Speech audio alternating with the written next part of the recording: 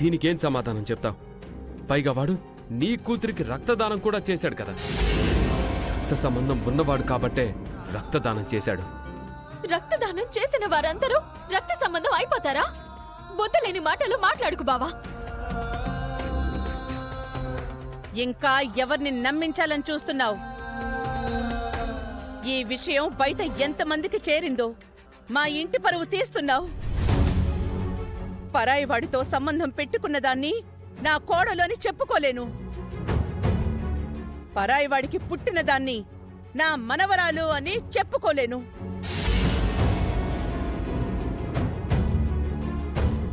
మీలాంటి వాళ్లకి మా ఇంట్లో స్థానం లేదు. బయటికి నడవండి.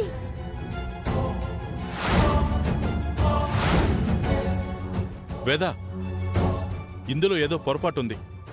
నువ్వు తొందరపడి నిర్ణయాలు తీసుకోకు. ఈ రోజే డౌన్లోడ్ చేయండి. మీ ఫేవరెట్ షోస్ చూడండి.